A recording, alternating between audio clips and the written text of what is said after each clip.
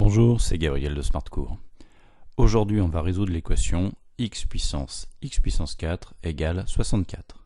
Mais avant cela, je vous invite à vous abonner à la chaîne. Alors, comment démarrer?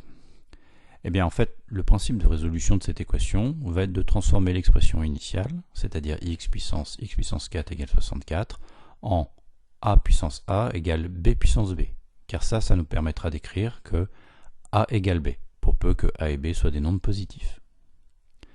Donc là, le but, c'est de transformer x puissance 4 en x puissance 4 puissance x puissance 4. C'est ça qu'on va essayer de faire. Donc, première étape, je peux déjà écrire que 64, c'est 2 puissance 6.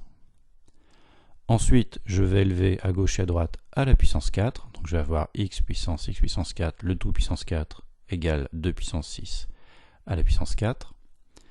Ça nous fait x puissance 4x puissance 4 égale 2 puissance 24.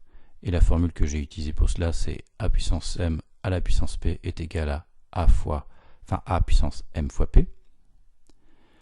Ensuite, le x puissance 4x puissance 4, je le transforme en x puissance 4 puissance x puissance 4. Et là, j'applique la même formule, mais dans le sens inverse. A puissance m fois p, c'est égal à puissance p à la puissance m. Il ne me reste plus qu'à modifier mon 2 puissance 24. Alors 2 puissance 24, comment on peut le décomposer? Alors il y a plusieurs possibilités, 6 x 4 ou 8 x 3. 6 x 4 ne va pas nous apporter grand chose, par contre 2 x 3 est plus intéressant.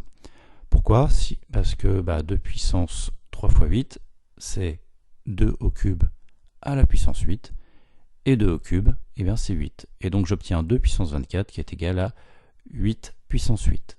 Et par conséquent, j'obtiens ce que je voulais au départ, c'est-à-dire x puissance 4, le tout à la puissance x puissance 4, égale 8 à la puissance 8. Comme x puissance 4 et 8 sont des nombres positifs, je vais pouvoir en conclure que x puissance 4 est égal à 8. Et par conséquent, x est égal à plus ou moins la racine quatrième de 8. 8 étant égal à 2 racines de 2, ça me fera plus ou moins la racine quatrième de 2 racines de 2. Voilà, la vidéo est terminée. J'espère qu'elle vous a plu et pour ma part, je vous dis à la prochaine. Ciao!